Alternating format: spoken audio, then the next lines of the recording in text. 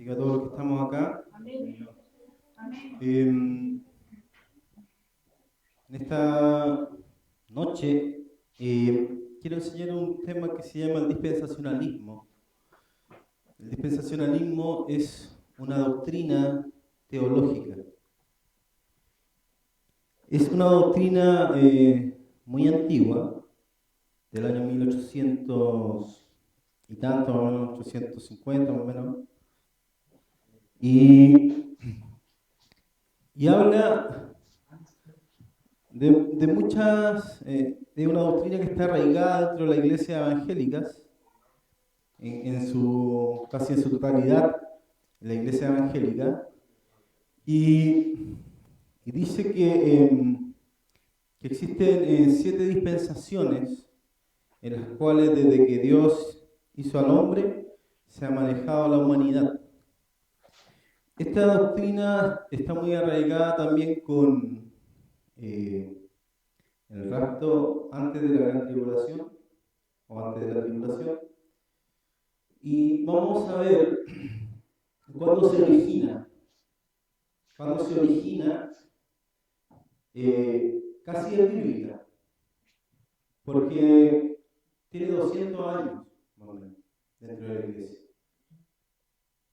Entonces, por más que nosotros, nuestras iglesias, hayan sido adoctrinadas con esta doctrina, hay que analizarla para ver si realmente es escritural o no. Amén. Por más que tenga muchos años, sí, amén. Por más que tenga 200 años, o menos de 200 años, pero todo tiene que estar basado en la escritura. Amén. Y se tiene que analizar. Si nosotros vemos en el Apocalipsis, cuando Jesús se le aparece al apóstol Juan y le escribe la carta a las 7 iglesias, ¿cierto? Que el apóstol Juan le escribe la carta del Apocalipsis a 7 iglesias, que eran Éfeso, Esmirna, Pérgamo, Tiatira, Sardis, Filadelfia, la Odisea, ¿cierto? Nosotros vemos que cada una de esas iglesias, aunque eran apostólicas y estaban en tiempo del último apóstol vivo, que era Juan, ya dentro de muchas iglesias se habían metido doctrinas y enseñanzas. Entonces la mayoría de las cartas, o la mayoría de la reprensión que Jesús hizo por medio del apóstol Juan a esa iglesia, era para reprenderlos por ciertas doctrinas que ellos habían permitido en sus iglesias. Si usted se da cuenta, era porque tenían ciertas doctrinas metidas dentro de sus iglesias. Iglesias que los mismos apóstoles establecieron. Incluso cuando Juan estaba vivo, tenían doctrinas heréticas metidas dentro de sus iglesias. ¿Cierto? Entonces, nosotros también, en la actualidad, nosotros tenemos que empezar a analizar ciertas doctrinas. Porque por lo más, aunque hayan sido enseñadas por mucho tiempo dentro de las iglesias, y nosotros las creamos o establezcamos que son cristianas o que son bíblicas, no necesariamente significa que sea bíblica. Por más que una doctrina se haya practicado por 100, por 50, por 30, por 10 o por lo que sea de años en sus iglesias, no significa que sea bíblica. Todas las doctrinas tienen que estar filtradas, tienen que estar coladas por la Escritura. Como así cuando el Señor le dice, dile al ángel de la iglesia de Tiatira, que tiene a esa mujer que se llama Jezabel, que enseña fornicación con mis hijos. Entonces Jesús constantemente reprendía a las iglesias en el Apocalipsis por dejar meter doctrinas dentro de sus iglesias que no eran bíblicas. como la doctrina de Balaam, como la doctrina de los Nicolaitas, como la doctrina de Jezabel. Había una iglesia que era la de la Odisea que tenía la doctrina de que ellos se creían que eran los ricos, que no tenían nada de necesidad. ¿Se acuerdan de esa? Entonces, nosotros estamos viendo actualmente que muchas iglesias, en la actualidad hay megas iglesias que están en la misma condición que la de la Odisea. Entonces nosotros tenemos que empezar a analizar todas estas doctrinas y empezar a clarificar lo que realmente la Escritura dice y no lo que la doctrina dice. Porque si esa doctrina está pegada a la Escritura, yo la defiendo. Pero si esa doctrina contradice la Escritura, yo no la puedo defender. Y muchas veces y en muchas iglesias prefieren defender la doctrina antes que la Escritura. ¿Qué se defiende? ¿Qué defiende uno? ¿La Escritura o la doctrina? Si la doctrina está pegada completamente a la Escritura, perfecto, defendámosla. Pero si esa doctrina tiene contradicciones o no se apega a la Escritura, hay que empezar a desarmarla y ver si realmente es de Dios o no es de Dios. Amén. Entonces voy a empezar con esta doctrina que se llama el dispensacionalismo. El dispensacionalismo lo crea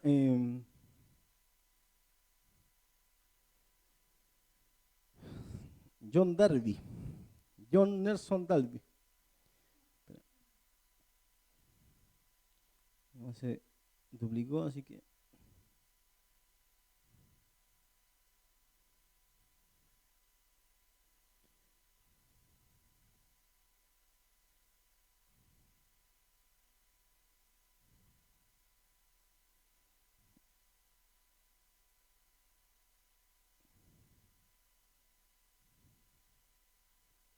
No.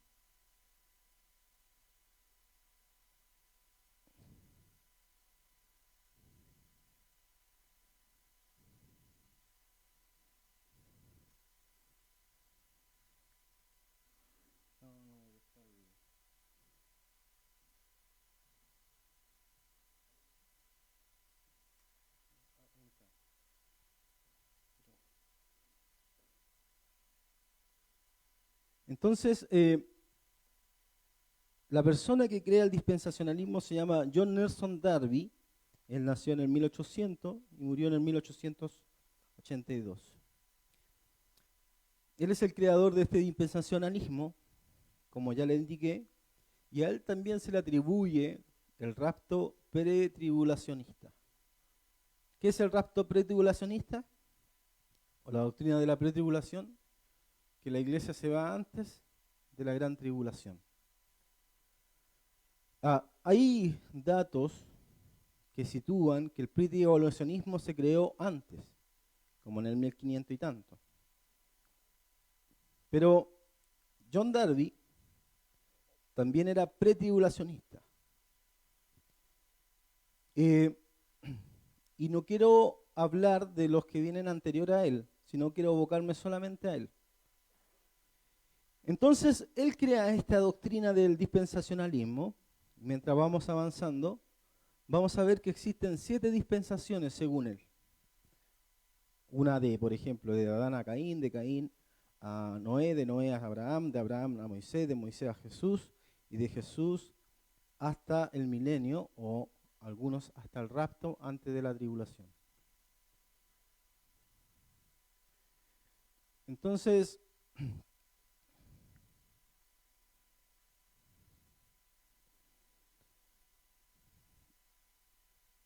aparece otro personaje más que se llama Cyrus Ingerson Scofield. Cyrus Ingerson Scofield fue alguien que fue a una de las conferencias de John Nelson Darby, y él creyó en la doctrina del dispensacionalismo. Entonces, él hace una Biblia con las notas de Scofield. Bueno, antes de eso, en 1909, él crea la Biblia de referencia Scofield, así se llama. la Biblia de referencia Scofield. Y como él cree en el dispensacionalismo, enfatiza las diferencias entre la del Nuevo Testamento y la antigua Israel del Antiguo Testamento. Hace una diferencia entre la iglesia, el dispensacionalismo, y entre el Israel del Antiguo Testamento. Fue mediante la influencia de las notas de Scofield que el dispensacionalismo y el premilenarismo se convirtieron en la corriente más influyente entre los cristianos fundamentalistas de Estados Unidos. A través de su Biblia, que es Scofield, usted puede ver que en la parte de abajo aparecen los versículos. Y en la parte de arriba, por ejemplo en este de Marco, aparecen las notas que él ponía, que significaba cada uno de los versículos. Esa es la Biblia de referencia de Scofield. Esta Biblia, con sus notas, influenció mucho en el cristianismo evangélico de Estados Unidos. Dentro de su Biblia de referencia aparecía el dispensacionalismo.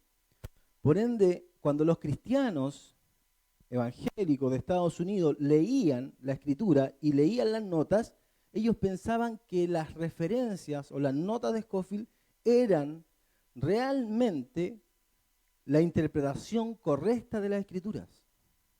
Por eso que ellos no la dudaron, no dudaban en el dispensacionalismo. Nosotros podemos ver que, ¿qué es el dispensacionalismo? El dispensacionalismo interpreta la Biblia literalmente.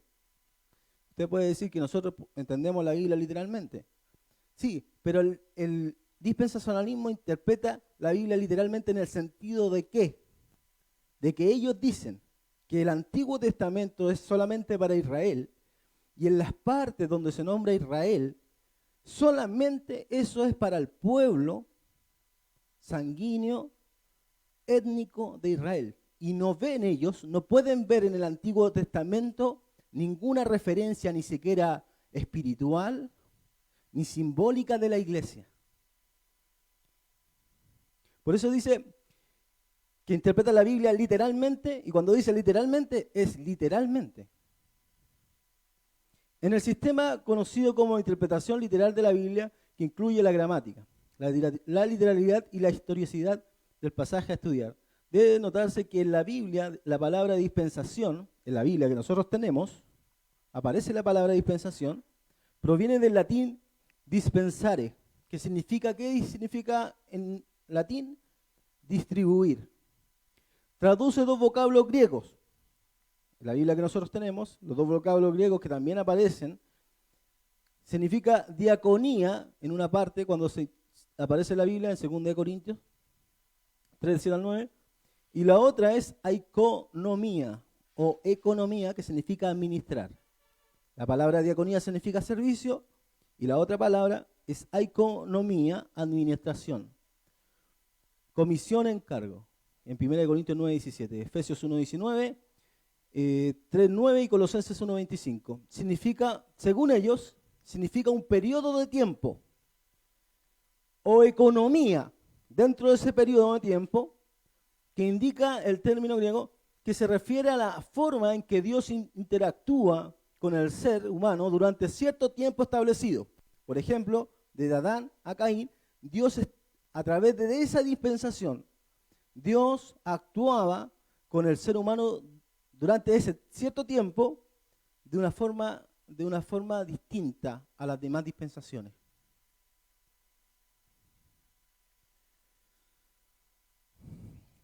¿Qué dice el dispensacionalismo? Entonces, dice que hay 7 dispensaciones, desde Adán hasta nosotros. Y dice que 5 ya han pasado y que nosotros estamos en la sexta. Dicen ellos que el dispensacionalismo es la llave para interpretar el plan de Dios a través de la revelación, de la redención, y que hay diferentes dispensaciones. Y esto es el punto a destacar, que para ellos, para las personas que son, los cristianos que son dispensacionalismo, cuando ellos dicen que es la llave para interpretar la llave para interpretar es que ellos se lo toman demasiado en serio y que ellos dan a entender que sin el dispensacionalismo usted no puede comprender la Escritura. Si usted no tiene el dispensacionalismo, usted no va a poder entender la Escritura. Por eso que ellos le dan el sentido, por eso que ellos ven todo a través del dispensacionalismo. Cuando ellos leen la Escritura, ellos es como que usted tuviera una lupa y esa lupa fuera el dispensacionalismo y usted no puede leer la Escritura sin que antes ponga el dispensacionalismo, porque es la clave, es la llave, es la revelación en que ellos o que usted tiene que entender la Escritura. Sin ella, usted no la va a poder entender, según lo que dicen ellos. Y cada dispensación consiste en pruebas, fallas y diferentes administraciones. ¿Qué significa esto? Que cada dispensación Dios ponía una prueba y como el ser humano fallaba en esa prueba, Dios cambiaba la administración, cambiaba la prueba, cambiaba la forma. ¿Y qué es para ellos la dispensación? Un periodo de tiempo. Aunque en griego ni en latín significa eso. Pero ellos le dan esa interpretación a la palabra dispensación. Y aquí están las 7 dispensaciones. La primera, inocencia. Y ahí aparece con los versículos, que era de Adán a Caín. La segunda, conciencia humana, de Caín a Noé. La tercera, gobierno humano, de Noé a Abraham. La cuarta, la promesa, de Abraham a Moisés. La quinta, la ley, de Moisés a Jesús. La gracia, de Pentecostés al rapto. Y en esa supuestamente estamos nosotros, por eso ellos dicen que han pasado 5, las 5 anteriores. Y en esa, en la gracia en la que estamos nosotros, entonces algunos dicen que la gracia dura hasta el rapto. ¿Y cuándo es el rapto para los dispensacionalistas? Antes de la tribulación, en esos últimos 7 años. Que eso tiene que ver también con la semana 70 de Daniel, que también podría explicarlo y profundizarlo, pero no quiero tocar ese tema aún, sino quiero dejarla para una enseñanza posterior. Algunos pueden decir, y algunos pueden pensar, ¿y a mí qué me importa esto? ¿O qué me interesa esto? ¿Por qué me interesa? ¿Qué me importa a mí el dispensacionalismo o las dispensaciones? ¿O qué me interesa a mí este tema? Interesa, sí, también puede decir, ¿para qué me sirve? Interesa. ¿Y por qué a usted le sirve? Porque si en verdad el dispensacionalismo es verdad, le puede servir a su salvación. Pero si no es verdad, también lo perjudica en su salvación. Porque hace cambiar completamente la interpretación de la Escritura. Entonces lo que está en juego acá no es cualquier cosa. Es algo importante. O sea, si usted viene a la iglesia actualmente solamente a sentir y a llorar, usted puede decir, a mí no me interesa esto. Pero si usted quiere tener un conocimiento de la Escritura, a usted debería importarle. Entonces, el último dispensación a la cual nosotros no hemos llegado es el milenio, que es de Cristo al Padre. Entonces, en la gracia, como ya les dije, empieza desde Jesús hasta el rapto. Y aquí dice otros hasta el milenio. Porque también hay post-tribulacionistas. ¿Cuáles son los post-tribulacionistas? Los que creen que la iglesia se va a ir después de la gran tribulación, que también son dispensacionalistas. Hay dispensacionalistas que son pretribulacionistas, que es más del 90% de la iglesia evangélica, y un poco número de dispensacionalistas que son post-tribulacionistas, porque también hay cristianos dispensacionalistas que son post-tribulacionistas. Pero lo que nosotros estamos analizando ahora es si realmente el dispensacionalismo es bíblico o no.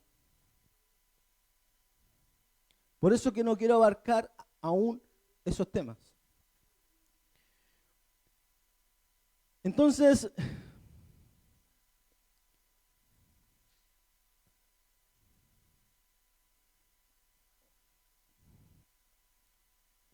nosotros podemos ver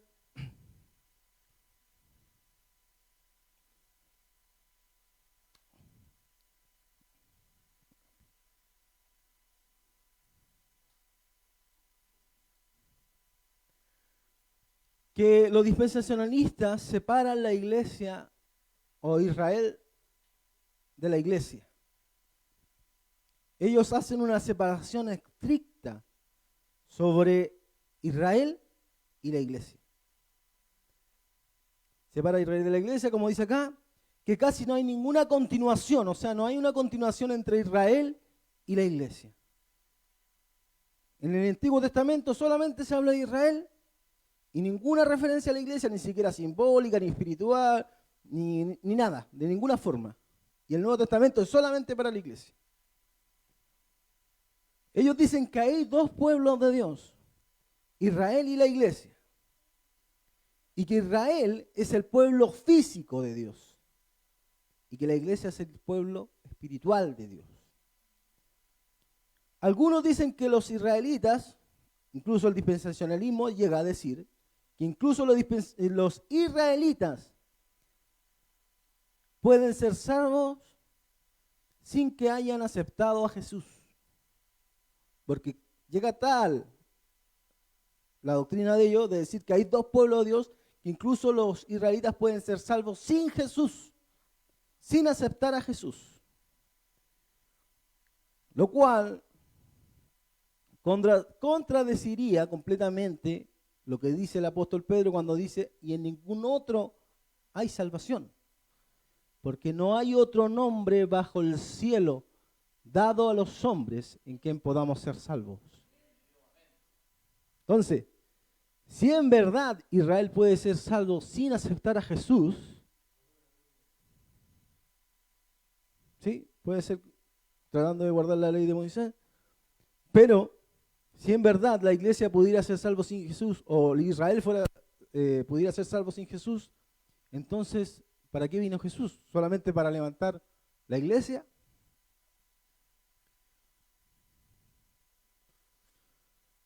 Entonces, aquí tenemos la cronología del dispensacionalismo.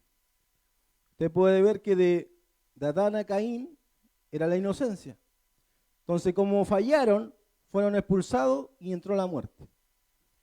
Después de Caín a Noé era la conciencia humana.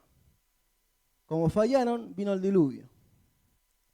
De Noé a Abraham vino el gobierno humano. Y como fallaron, vino la confusión de lengua. Desde Abraham a Moisés vino la promesa. Como fallaron, vino la cautividad en Egipto. De Moisés a Jesús vino la ley. Como fallaron, vino Israel disperso.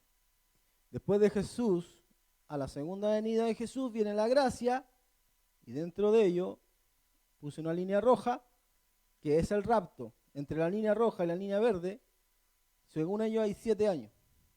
Entonces Israel pasa por la tribulación, porque en la gracia fallaron, viene la tribulación.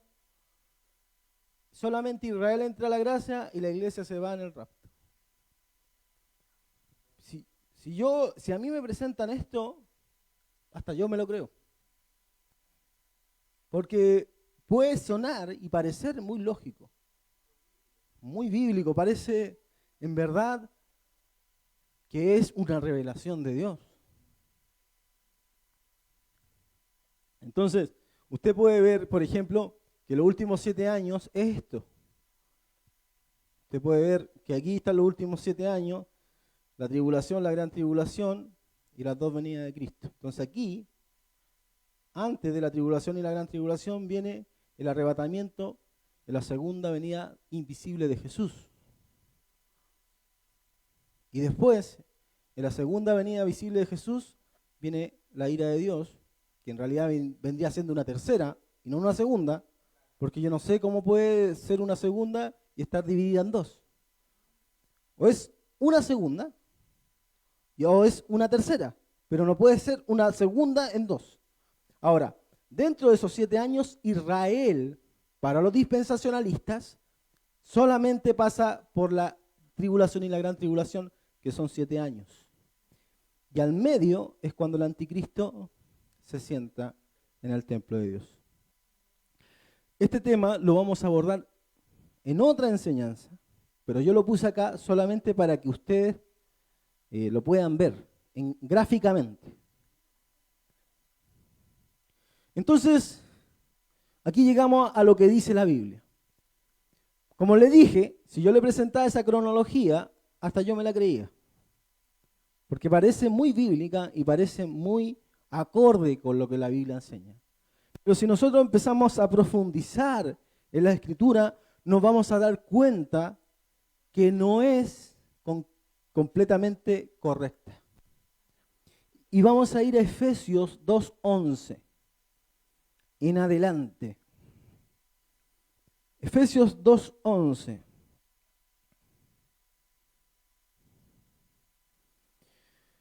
Dice, por lo tanto, acordaos de que en otro tiempo vosotros, dice el apóstol Pablo, los gentiles, en cuanto a la carne, ¿cierto?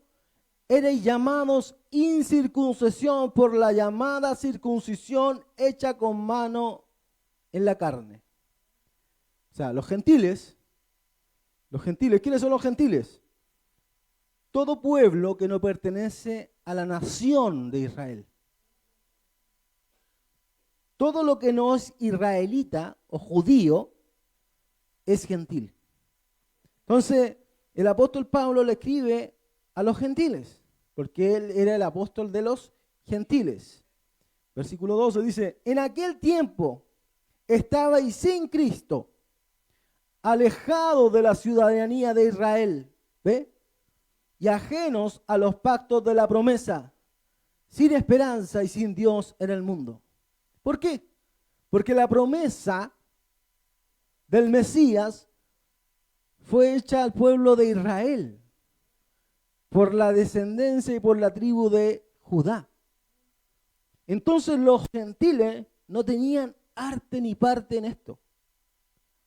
Pero el apóstol Pablo le dice, en aquel tiempo estabais sin Cristo, alejados de la ciudadanía de Israel y ajenos a los pactos de la promesa, sin esperanza y sin Dios en el mundo, ¿cierto?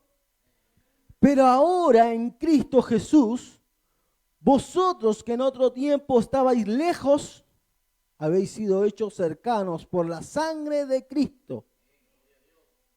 Entonces los gentiles que no tenían ni idea de lo que pasaba con Israel ni del Mesías, se hicieron cercanos, fueron llamados, se unieron por la sangre de Cristo.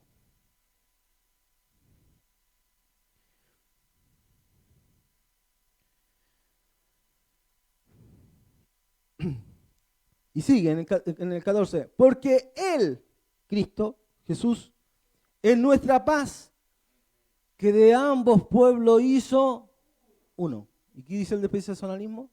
Que son dos. ¿Y qué dice el apóstol Pablo? Que es uno.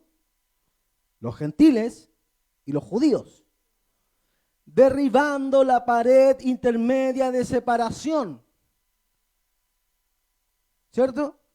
Aboliendo en su carne las enemistades de la ley de los mandamientos expresados en ordenanzas, para crear en sí mismo, en Jesús, de los dos, un solo y nuevo hombre, haciendo la paz, y mediante la cruz reconciliar con Dios a ambos, gentiles y judíos, en un solo cuerpo. ¿Cuál es este cuerpo? La iglesia.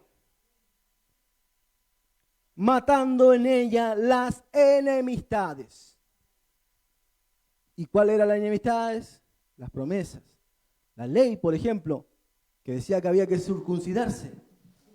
Y los gentiles no tenían circuncisión. Por algo los judíos los miraban como paganos, como impuros, como inmundos. No sé, casi lo voy a tocar, pero cuando dice, en su carne nace enemistad de la ley de mandamiento expresado en ordenanza, es aquella ley que habla en el capítulo 9 de Hebreos, que es aquella ley que se ofrecían sacrificios y culto y ceremonias. Y también Pablo habla de lunas nuevas, la fiesta de las lunas nuevas, la fiesta de los sábados, ¿cierto?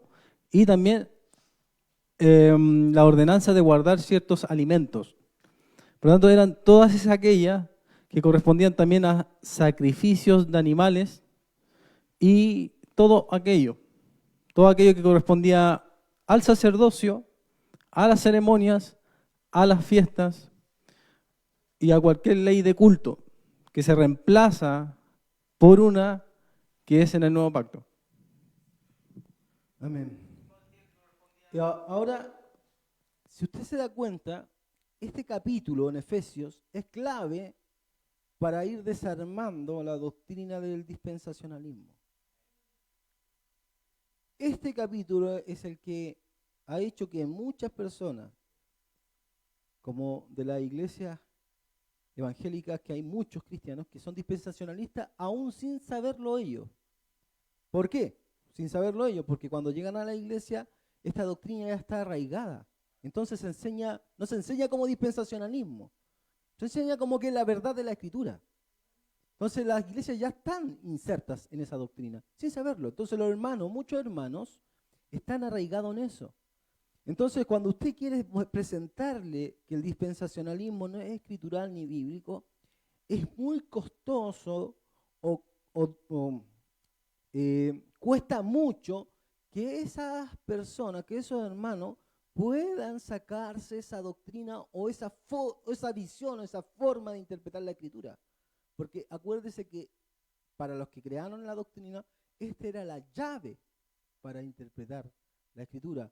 Y aunque el dispensacionalismo no habla solamente de escatología, aborda la escatología en el tema de las últimas semanas, los 7 años. ¿Qué es escatología? Escato es los últimos tiempos y logia es estudio. El estudio de los últimos tiempos. Entonces, sigamos leyendo lo que dice la Biblia. Y dice, y vino y anunció las nuevas de paz a vosotros que estabais lejos. ¿Quiénes eran estos? Los gentiles. Y a los que estaban cerca. ¿Quiénes son estos? Los judíos. Porque por medio de él los unos y los otros tenemos entrada por un mismo espíritu al Padre. Así que ya no sois extranjeros ni advenedizos, sino conciudadanos de los santos y miembros de la familia de Dios. Usted se acuerda que los judíos, al principio los apóstoles, creían ellos que el evangelio solamente era para los judíos, primeramente, y cuando Cornelio recibe el Espíritu Santo, ellos se dieron cuenta que también era para ellos, porque a Pedro se le aparece un lienzo que tenía todos los animales inmundos, y le decía a Pedro, come, y Pedro le respondía, Señor, es que yo nunca he comido animal inmundo. Y dice, ¿qué dice la respuesta de Dios? Lo que yo he santificado no llames tú inmundo. ¿Y cómo lo santificó Dios? Por medio del Espíritu Santo.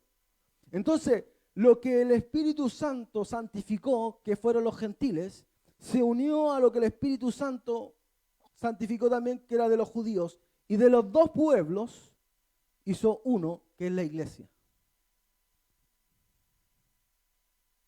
Amén. Entender que ya el pueblo de Israel con los gentiles ya no son dos pueblos distintos y separados, es clave para poder entender la Biblia, porque muchas veces cuando uno se encuentra con personas que creen en el pretribulacionismo, es decir, que la iglesia se va a ir antes de la gran tribulación, su excusa y su argumento es que Mateo capítulo 24 está dirigido solamente a los israelitas, a los judíos. Entonces ellos dicen, no, porque todas estas cosas son para la Israel. Entonces, ahora nosotros, esto es súper clave porque estamos dándonos cuenta que realmente para Dios, cuando uno cree en Jesús, tanto el pueblo de Israel como la iglesia son uno. Entonces en ese pasaje está dirigido tanto a Israel como a los gentiles que creen en Jesús. Es decir, la persecución va a ser para los dos porque los dos son uno. Ahora, muchas iglesias piensan que la iglesia es solamente para los occidentales o solamente para...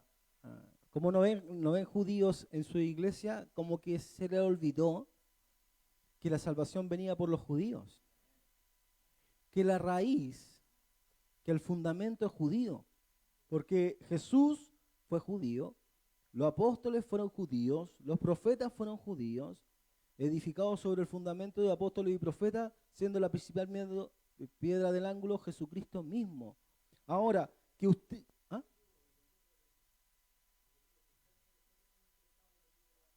Claro. En el olivo natural también, que el olivo natural era los profetas, el Mesías, los apóstoles, y nosotros siendo gentiles, siendo el olivo silvestre, fuimos injertados dentro del buen olivo. Ahora,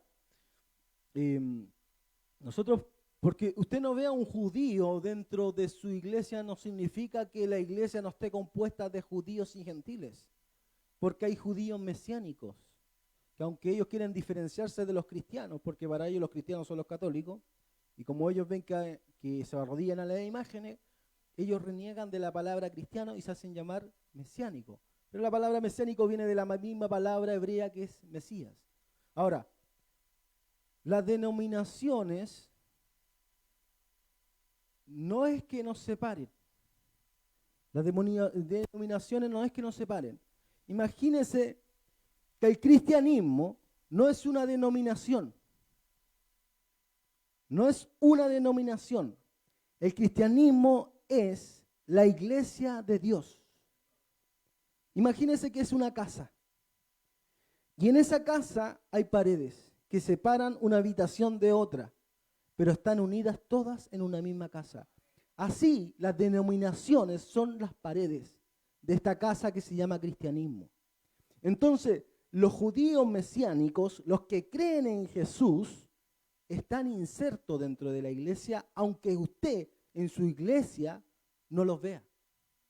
Porque la iglesia está compuesta de judíos y de gentiles.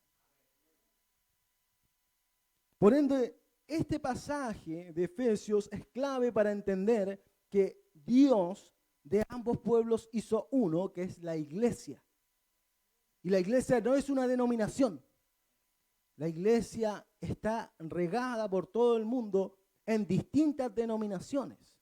Ahora, lo que yo no estoy diciendo es que todas esas denominaciones sean o estén en la verdad. Porque hay denominaciones. ¿Quién es la verdad? Jesús. ¿Y quién es la verdad también? La Escritura. Supongamos que Jesús es el centro.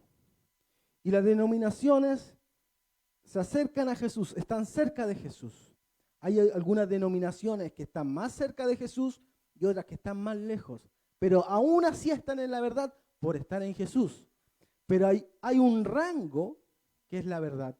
Y hay iglesias que ni siquiera están dentro de la verdad. Ya sea mormones, testigos de Jehová, etcétera. Incluso iglesias evangélicas. Que no están dentro de la verdad aunque crean en Jesús. Porque para estar en la verdad, primeramente hay que creer en Jesús y segundo, predicar las doctrinas que aparecen en la Biblia. Si usted no está creyendo en Jesús y no tiene la verdad de la Escritura, como algunos creen o algunos tienen doctrinas que no son bíblicas, están fuera de la verdad. Pero las que sí tienen sana doctrina, aunque sean de diferente denominación, están dentro de la verdad y están dentro de esa casa que es la iglesia, dividida por paredes, pero unida en la estructura.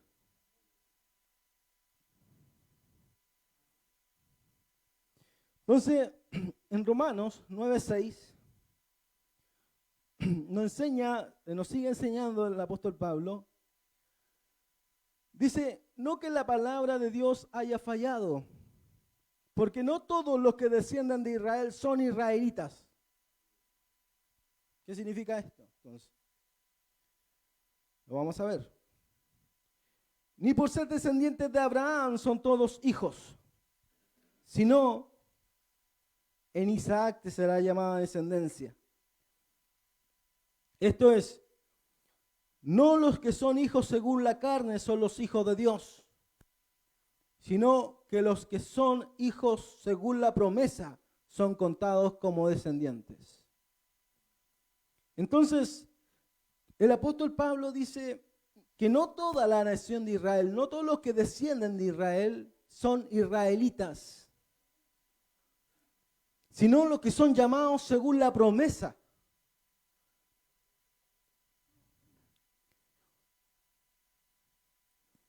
Sigamos leyendo en Romanos 9:24.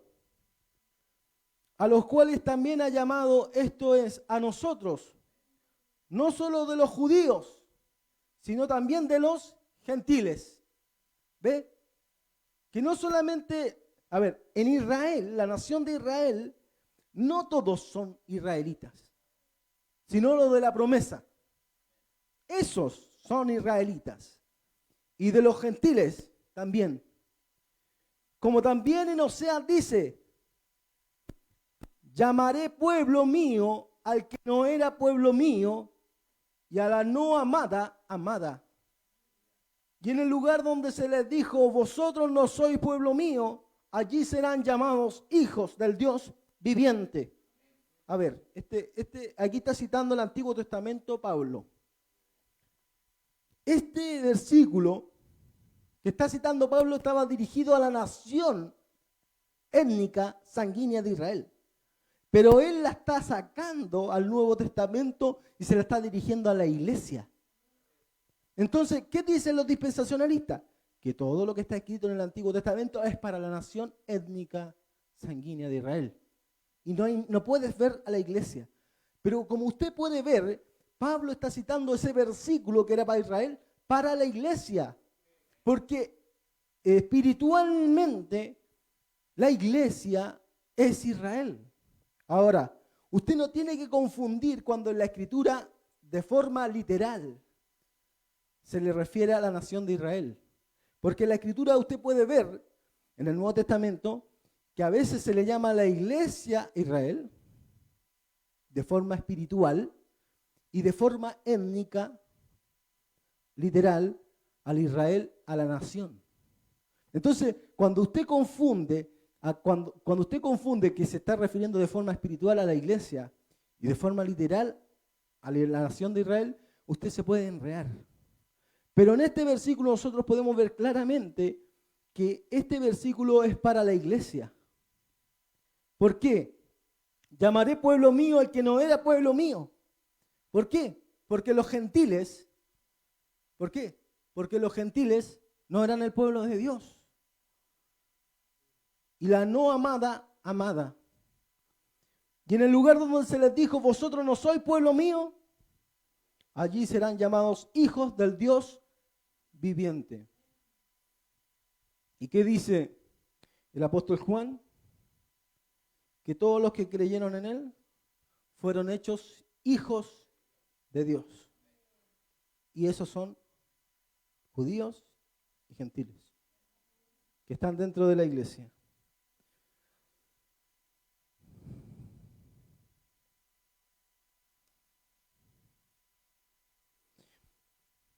Así también dice en Gálatas, así Abraham creyó a Dios y le fue contado por justicia. Sabed, por tanto, que todos los que son de fe, estos son hijos de Abraham. ¿Por qué? ¿Por qué Abraham es el padre de la fe? Si usted se acuerda, Abraham le fue contado por justicia, fue contado por justo antes de ser circuncidado. ¿Qué dicen los judíos? Que hay que circuncidarse, ¿cierto? Que la circuncisión era el pacto con Abraham. ¿Se acuerda? Y que después de esa circuncisión se traspasa la ley de Moisés. Entonces, en la iglesia de Gálatas se habían metido judaizantes y le estaban diciendo a los cristianos, a los hermanos gentiles, que se tenían que circuncidar. Entonces, el apóstol Pablo le dice, así Abraham creyó y le fue contado por justicia. Y esto fue antes de ser circuncidado. Sabed, por tanto, que todos los que son de la fe, o son de fe, estos son hijos de Abraham. Y en Gálatas 6:15 dice, porque en Cristo Jesús ni la circuncisión vale nada, ni la incircuncisión, sino una nueva creación. Y a todos los que anden conforme a esta regla, paz y misericordia, y al Israel de Dios. ¿Quién era el Israel de Dios en forma espiritual? La iglesia. Y aquí no estamos haciendo, hay una doctrina que se llama la doctrina del reemplazo. ¿Cuál es la doctrina del reemplazo? La doctrina del reemplazo dice que la iglesia fue cambiada, y cuando se imaginan la iglesia, no se imaginan a ningún judío dentro de la iglesia, porque ellos piensan que toda la iglesia es compuesta solamente de gentiles. Que la iglesia es el reemplazo del Israel como nación, del Israel terrenal, étnico. Entonces ellos dicen, ¿qué es eso? No. Aquí Pablo está hablando de una forma espiritual, que la iglesia es el Israel de Dios, compuesta de judíos y gentiles.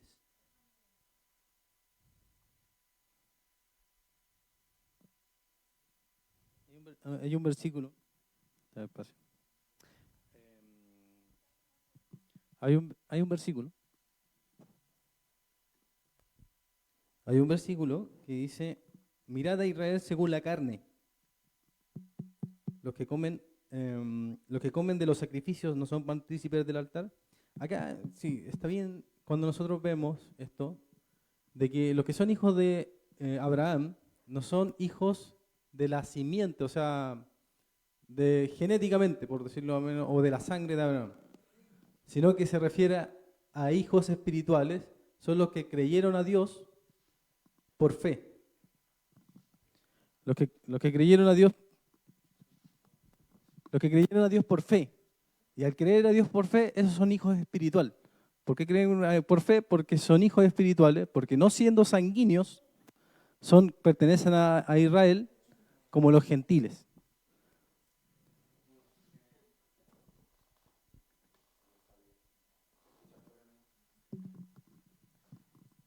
De acuerdo a lo que tú dices, es que el Israel, según la carne, se refiere Pablo al Israel sanguíneo, a la descendencia directa según la sangre o el linaje, ¿cierto? Pero los que son hijos de Abraham por fe son aquellos que somos nosotros, los gentiles, que le creyeron a Dios, no porque somos sanguíneos, no por guardar la ley de Moisés ni circuncidarse, porque dice Pablo, los que se circuncidan, igual transgreden la ley.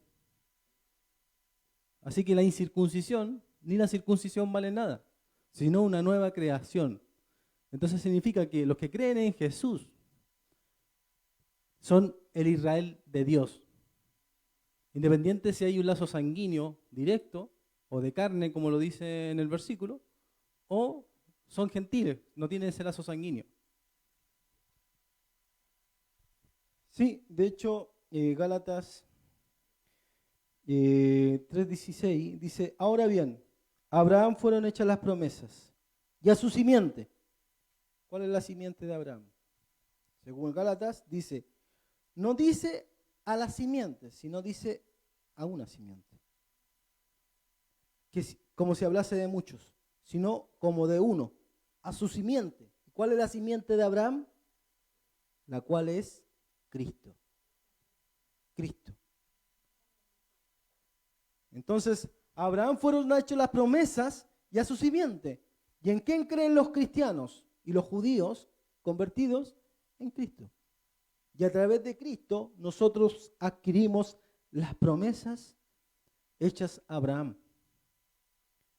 Porque a través de la simiente, porque a través de su simiente, de su lazo sanguíneo. ¿Se acuerdan? Porque dice, por ejemplo, en el 14, para que en Cristo Jesús la bendición de Abraham alcanzase a los gentiles, a fin de que por la fe recibiésemos la promesa del Espíritu.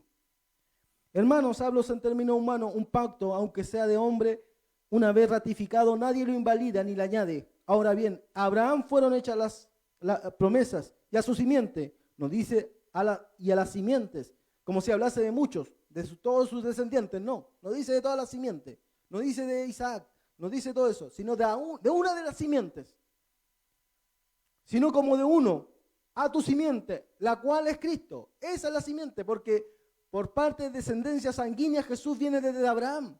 Y en esa descendencia y en esa simiente es que nosotros hemos creído, y producto de creer en Jesús, por fe hemos obtenido la promesa de Abraham y hemos entrado en la fe de Abraham. Por eso que Él es el Padre de la fe. Y en esa simiente hemos entrado judíos y gentiles. Y de esa simiente Jesús hizo un solo pueblo, que es la iglesia. Entonces, nosotros podemos ir viendo que el dispensacionalismo, aunque en apariencia puede parecer algo correcto, algo bíblico, nosotros nos vamos dando cuenta que no es tan bíblico y no es algo correcto porque la Escritura la contradice. Un pacto, el primero no, es que era la inocencia, pero como el hombre pecó, entró la muerte. No, pero como que venía otro como que el primero se desechaba, después venía otro, después el otro se desechaba, venía otro. Jesús reúne en sí todas las promesas. Jesús nunca dice, por ejemplo, que no es que ellos estaban en esa dispensación y producto de esa dispensación ellos fallaron y entraron en otra dispensación, y en esta otra dispensación hay otra forma de ser salvo, hay otra forma de promesa, entonces tienen que cumplir otras cosas. No. Dice, por ejemplo, para reforzar eso, aquello mismo que tú estás diciendo, dice, a los suyos vino, hablando del tema sanguíneo, y los suyos no le recibieron, mas a todos los que le recibieron, a los que creen en su nombre, les dio potestad de ser hechos hijos de Dios, los cuales no son engendrados de sangre, ni de voluntad de carne, ni de voluntad de varón, sino de Dios. Eso sigue reforzando lo que estábamos diciendo, que es la fe en Cristo. Y ya voy terminando. Y dice, entonces, ¿cómo fueron salvos los que vinieron antes de Jesús? Desde Adán hasta Jesús. ¿Cómo fueron salvos todos estos? Porque nosotros sabemos que después de la venida de Jesús, nosotros somos salvos ¿por quién? ¿Cierto? Nosotros somos salvos por Jesús en su nuevo pacto. Nosotros no somos salvos de otra forma. Pero ¿cómo fueron salvos los demás? A ver, si la ley de Moisés vino 400 y tantos años más después de Abraham, ¿cómo fueron salvos ellos antes de ellos? Dice que Abraham fue el padre de la fe, ¿cierto? Porque le creyó a Dios. Pero ¿cómo fueron salvos? Vamos a ver. En Mateo 22:36, y ya queda poco, quedan 2 PPT, esta y otra. Dice, maestro, en Mateo 22:36, maestro, ¿cuál es el gran mandamiento en la ley? Jesús le dijo, amarás al Señor tu Dios con todo tu corazón, y con toda tu alma, y con toda tu mente. Este es el primero y grande mandamiento. Y el segundo es semejante, amarás a tu prójimo como a ti mismo. De estos dos mandamientos depende toda la ley y los profetas. Entonces lo que nosotros podemos ver es que antes de Jesús, los profetas se manejaron en estos dos mandamientos. Amarás al Señor tu Dios con toda tu mente, con todo tu corazón y con todas tus fuerzas, y amarás a tu prójimo como a ti mismo. De estos dos mandamientos depende toda la ley y los profetas. Dependen. Entonces, ¿cómo podían ser salvos los que vinieron antes de Jesús? A través de amar a Dios y al prójimo. Porque el cumplimiento de la ley es el amor. Entonces, los que vinieron después de Adán, si ellos amaban a Dios y amaban al prójimo, y vamos a ver que había otro requisito más, ellos estaban bien con Dios. Bien con Dios. Pero ¿qué pasaba? Que como el hombre iba de continuo al mal, Dios lo castigaba. Pero usted se puede dar cuenta que, por ejemplo, Enoc fue traspuesto para no ver muerte, ¿cierto? Y fue llamado amigo de Dios, o que caminó con Dios, ¿cierto? ¿Por qué? Porque él amaba a Dios y amaba al prójimo.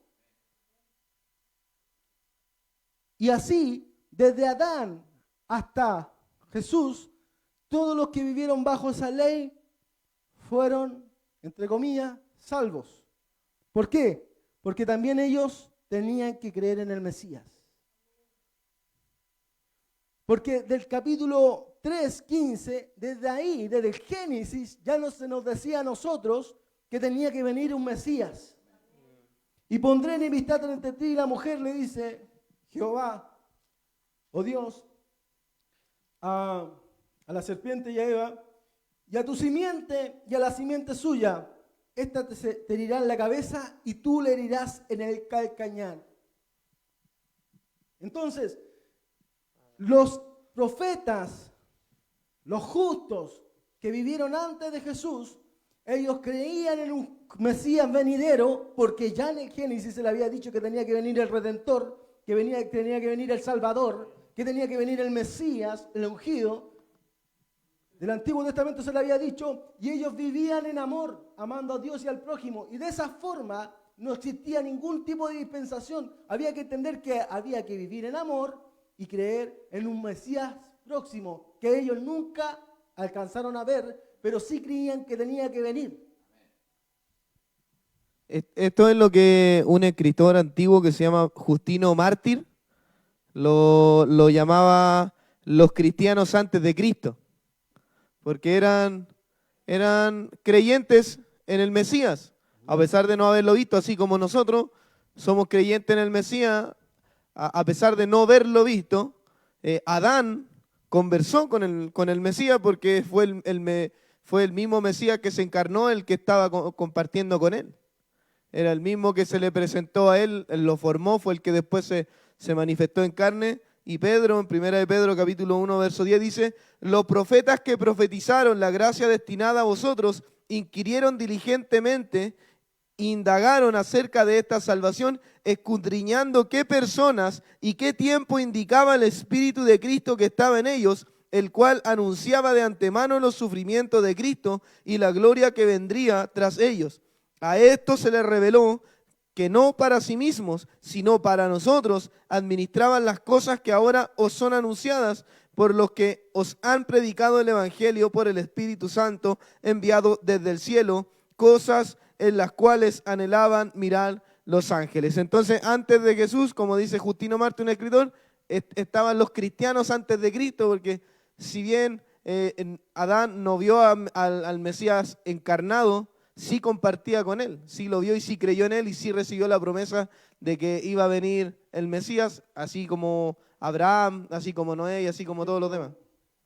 Abel, cuando hace el sacrificio del cordero, el cordero era símbolo de Cristo.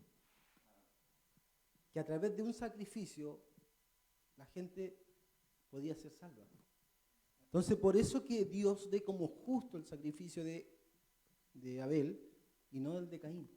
Porque ese representaba al Mesías. O sea, todos los profetas, si usted va analizando todos los profetas en cierta forma testificaban con sus hechos que el Mesías tenía que venir a cumplir ciertas cosas y ciertas profecías. Eran un arquetipo del Mesías. E incluso hay una profecía antigua, esa es la más antigua del Mesías, que significa que tú le dirías él te diría la cabeza y tú le dirías el calcañar, que eran la extremidad de la cual pasó en la cruz. La cruz, sí. Y hay una profecía de Job que citó el pastor Raúl el domingo, que dice: porque las cuencas de mis ojos verán a mi Redentor. Y ese versículo es profético hacia el Mesías. Por eso que cuando Jesús se le aparece también a los discípulos, él decía que a través de todas las escrituras, a través de los salmos y de los profetas, empezó a testificarle a los discípulos todas las cosas que tenía que cumplir el Mesías. Entonces, los justos, los profetas, ellos fueron salvos porque amaban a Dios, amaban al prójimo y creían en el Mesías.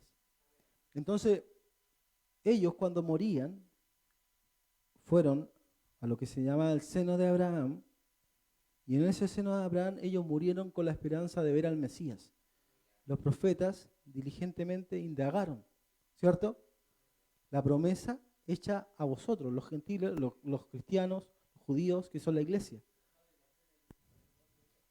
Claro, los padres de la fe.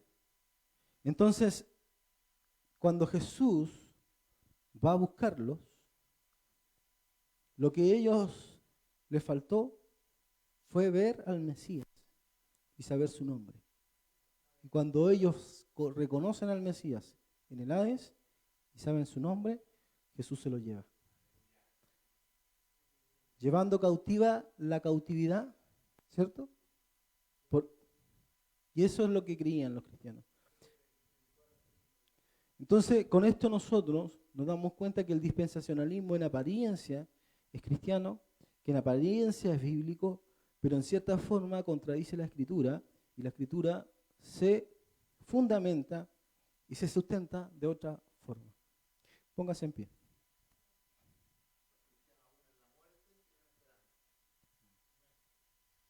Vamos a orar. Señor Dios y Padre Celestial, Dios del cielo, Dios de la tierra, te damos gracias, Señor, por este día, porque pudimos reunirnos, Señor. Porque tú, Señor, eres nuestro Dios. Porque tú, Señor, puedes limar cualquier aspereza, Señor. Tú puedes unir todo lo que está distante, Señor. Porque en ti, Señor, no hay judío ni griego, ni esclavo ni libre, ni mujer ni hombre, Señor. Porque todos somos unos en Cristo Jesús. Y de ti estamos revestidos, Señor. Porque tú eres nuestra paz. Porque tú, Señor, nos has unido, Señor, a esta, Señor. Señor, nos has unido a tu iglesia. Te damos gracias, Señor, por todas las cosas que haces, Señor. Te pido por todos nuestros hermanos, por todos nuestros hermanos que están repartidos por el mundo, Jesús, que tú les puedas ayudar a abrir su entendimiento, que tú les puedas ayudar a buscar en la Escritura la verdadera doctrina y la verdadera revelación, la revelación que viene de Dios, que viene del Espíritu Santo, que viene de tu Escritura, porque la Escritura fue inspirada por Dios. Te pedimos y te damos gracias por todas estas cosas, en el nombre de Jesucristo. Amén. La gloria, la honra y la alabanza sea nuestro Dios en el nombre de Jesucristo. Amén.